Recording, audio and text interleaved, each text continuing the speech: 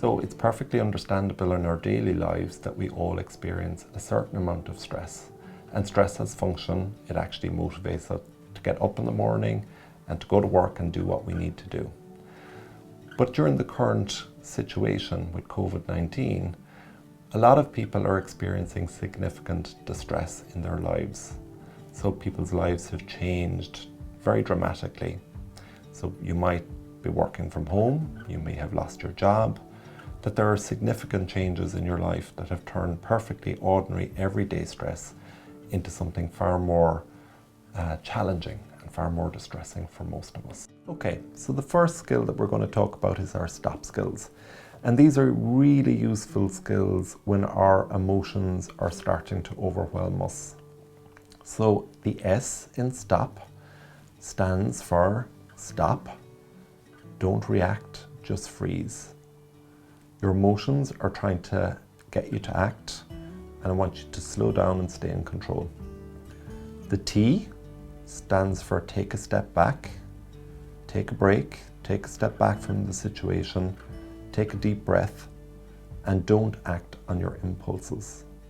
The O stands for observe, and it's about noticing what's going on inside and outside of you. What is this situation? What are your thoughts? What are your feelings? And finally, the P is where we proceed mindfully. This is where we act with awareness and we make a wise mind decision as to how we move forward. So sometimes what we actually have to cope with is stuff that is well beyond our control. And at the moment, COVID is bringing many challenges and putting obstacles in our way that we can control. And a really useful skill to practice in those situations is a skill called radical acceptance.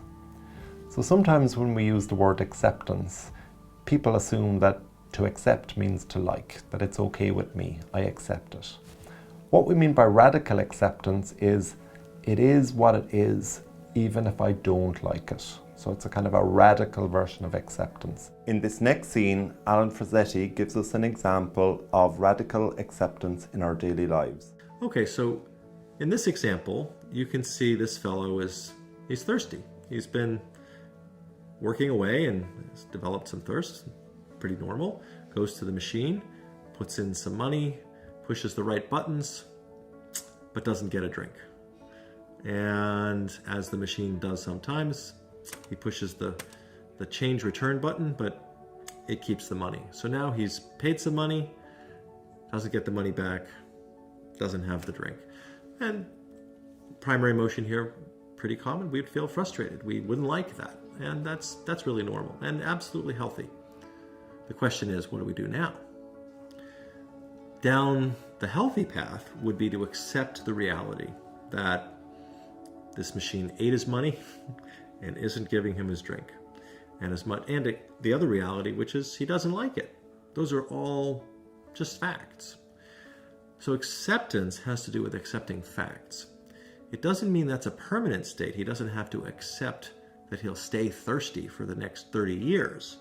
He has to accept, if he's going to be effective, that he is still thirsty, and this machine is not the way that he's going to take care of his thirst. Now, the trouble is, if he gets angry enough, if he gets judgmental enough, he does what lots of people do. He starts to shake the machine, or pound on the machine, or kick the machine. And, a little bit of that might actually be effective. It might jar the coin loose and might come back. But more than that, he also could get arrested. That would ruin his day.